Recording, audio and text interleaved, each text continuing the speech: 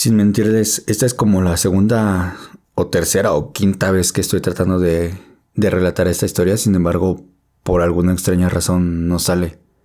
O se daña el archivo o se escucha algún ruidito por ahí extraño. Y pues yo creo que, no sé, algunas historias como que no quieren ser contadas. Espero que esta sea la buena.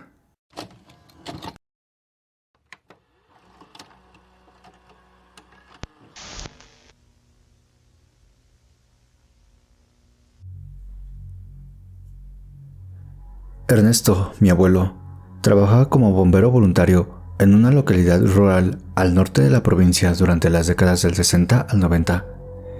En casi 30 años de servicio y dedicación, tuvo algunas historias para contarnos mientras crecíamos, nosotros sus nietos.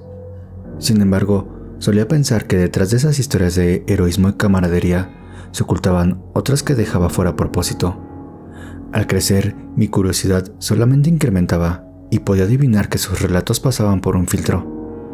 Al mirarlo a los ojos y notarlos perdidos en rincones incómodos de la memoria. Y fue durante una visita en temporada de vacaciones, yo ya crecido y con hijo propio en camino, que mi curiosidad finalmente no pudo contener los años de acumulación. Para entonces, ya todos los primos habían perdido el interés o la capacidad de cautivarse con las historias del abuelo. Pero yo no. Estábamos sentados en el quincho solos él y yo, cuando finalmente le pregunté al respecto. ¿Cuáles son esas cosas que no quieres contarnos? Alzó la mirada para encontrar la mía y me la sostuvo por un segundo. Frunció la frente y respiró profundo, suspirando un... Bueno, supongo que ya son grandes y no tiene caso temer porque se asusten. Tomó su medida de whisky de un solo trago y me mandó a cerrar la puerta. Lo que hice de buena manera, ya que tampoco quería que nos interrumpieran.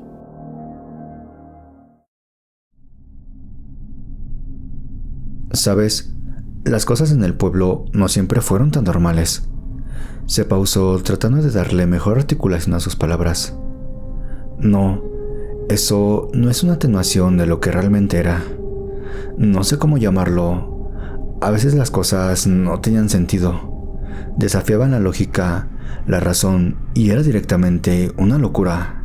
¿Entiendes? No estoy seguro de entender por completo, pero creo entender a lo que te refieres. Hablas de cosas que no tienen explicación, ¿verdad? ¿Historias de fantasmas? No, contestó él con un temblor en la voz. Decir que no tienen explicación también es una atenuación, y ojalá pudiera decir que se trataban de historias de fantasmas. Al menos eso habría llegado con una explicación de por medio. Alguien murió, quedó su espíritu que ahora le jala las patas a una vieja mientras duerme. Pero no habría sido algo para que nos llamaran a nosotros, sino más bien a un curandero o exorcista o alguno de esos. Estos casos eran sencillamente imposibles. Cosas no naturales que no tienen lugar habían existido en primer lugar. ¿Y cuántos fueron? 30 años, redondeando poco. 30 años después todavía no me saco de la cabeza ni puedo acercarme a nada que se parezca remotamente a una explicación.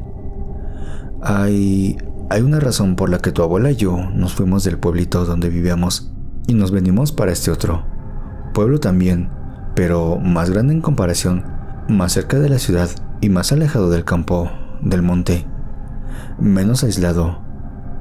30 años, todavía me pesan. Con esto, y sin esperar a que responda, tomó la botella de su Johnnie Walker, se sirvió otra medida, dio un sorbo que finalizó con un resoplido fuerte de nariz y comenzó de inmediato con su relato. ¿Sabes? En un pueblo chico como el que es ese, o era en aquel entonces, no tengo idea si habrá cambiado en algo. Los bomberos voluntarios hacíamos prácticamente de todos los servicios a veces. Rescatistas, a veces actuábamos en conjunto con la policía en alguna investigación, paramédicos, en fin, gajes del oficio en esas partes tan reclusas. No me acuerdo de las fechas de los otros casos, pero sí me acuerdo de la fecha del primero de ellos, 15 de mayo de 1964. Me acuerdo porque la CGT había iniciado la toma de fábricas a nivel nacional como medida de fuerza contra el gobierno de Ilia. Escuchábamos la radio con los muchachos cuando el comisario Núñez se acercó al despacho solicitando nuestra presencia por un camino que salía del pueblo en dirección al campo, que lleváramos la motosierra. Ahora, la cara de Núñez. Él siempre fue una persona compuesta, firme. Casi pasaba por frío, pero ese día de mayo, y aun con las bajas temperaturas, transpiraba nervioso y pálido. Tartamudeaba de los nervios.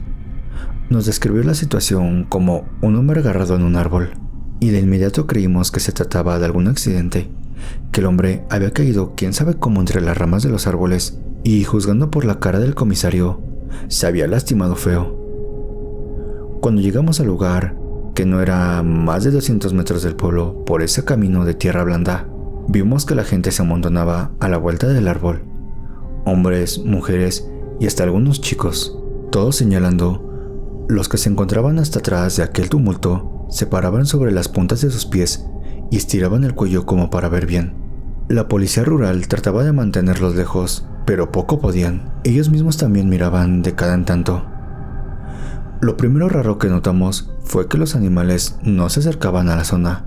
Uno de los oficiales de la rural trataba de calmar a los caballos, que estaban agitados. Los perros ladraban y gruñían en dirección al árbol, no a la gente, al árbol y la copa del árbol en sí. Desde donde podíamos ver, a medida que nos acercábamos, estaba llena de pájaros. Pájaros que no se movían a pesar de los ladridos de los perros, ni la conmoción debajo. Todos posados en las ramas, con la vista fija en el tronco del árbol. Todos inmóviles, sin mirar al otro lado que no fuera el tronco. Cuando bajamos de la camioneta, una Ford F100, y preguntamos qué había pasado, Núñez solo nos miró y nos dijo que lo viéramos nosotros mismos, pero que nos preparemos porque no iba a ser nada bueno. Éramos Escalada, Oviedo y yo. Oviedo llevaba la motosierra. Cuando nos acercamos, abriendo paso por la gente, los tres quedamos congelados con lo que vimos. Oviedo soltó la motosierra, que cayó al lado de sus pies, y se puso a orar como desquiciado. Escalada se tapó la boca tratando de ahogar un grito. Se puso pálido como una hoja de papel, y vomitó en el acto. Creíamos que iba a ser un hombre atrapado en las ramas del árbol, herido o muerto. En su lugar, nos encontramos con que el hombre era parte del árbol.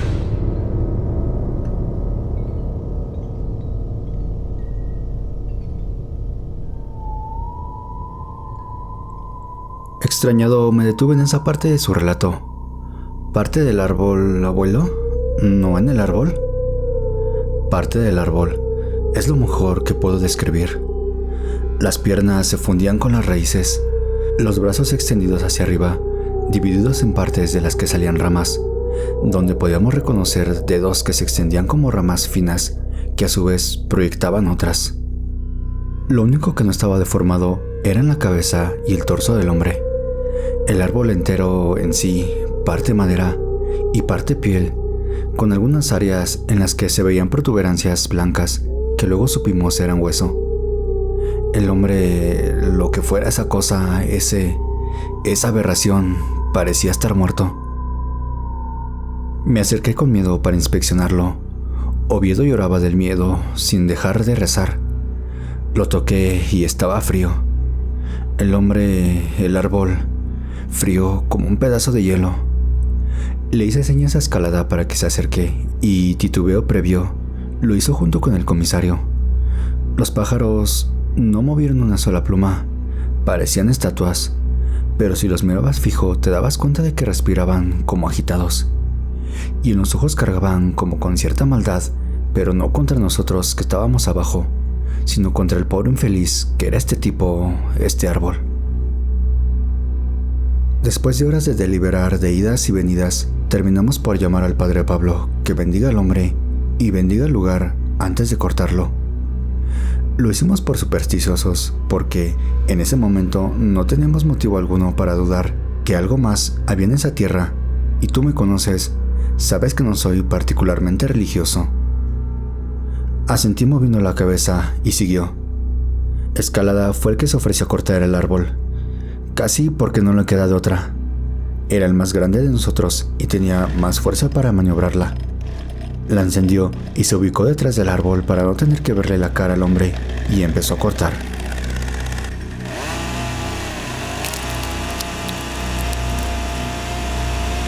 Sonaba como si estuviera cortando carne. Cuando lleva por la mitad del corte, de repente el hombre abrió los ojos y empezó a gritar de dolor. Un grito que parecía como de muchos animales al mismo tiempo. Escalada se paralizó, dejando la motosierra clavada en el lugar. Y ahora del corte brotaba sangre espesa como cascada.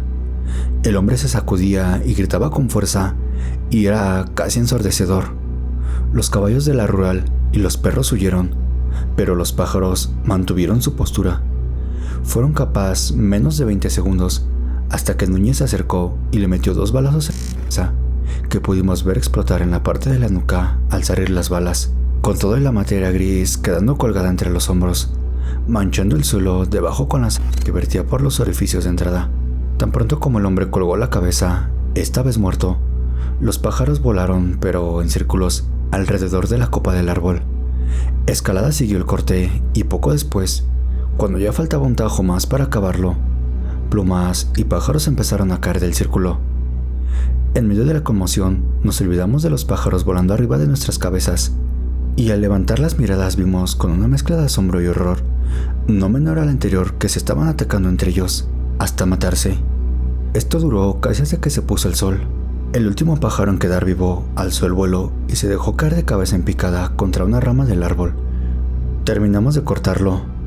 La madera por dentro era roja como la carne, con huesos y todo. El trabajo ahora era cortar en trozos el árbol y tratar de desprender al hombre para darle entierro, pero tan pronto como cayó la noche y delante de todos los que estábamos presentes, el árbol se prendió fuego por sí solo. Ardió como hoguera constantemente hasta el amanecer del día siguiente. Lo único que quedó solo para marcar el lugar fueron los pájaros muertos y una mancha negra en el suelo que se calcinó bajo el fuego. Esa mancha jamás se fue. Trataron de removerla muchas veces, de mezclar tierra con otra tierra. Incluso durante las inundaciones del 76 y del 92, la mancha persistía como si fuera fresca, y ni un yuyo o siquiera hierba mala creció en esa parte otra vez. Ese fue el primero. Una pausa larga cayó sobre el quincho entero, mientras el peso de lo que mi abuelo contó caía sobre mi desprevenida existencia. Quise hablar, preguntarle cosas, pero el silencio me apretaba la garganta. Solamente me levanté de la silla, tomé la botella de whisky y me serví otra medida. «Ah», dijo mi abuelo, cortando el silencio. Uno de los policías había sacado una foto a la cara del hombre antes de que el comisario se la desfigurara de 2 balazos.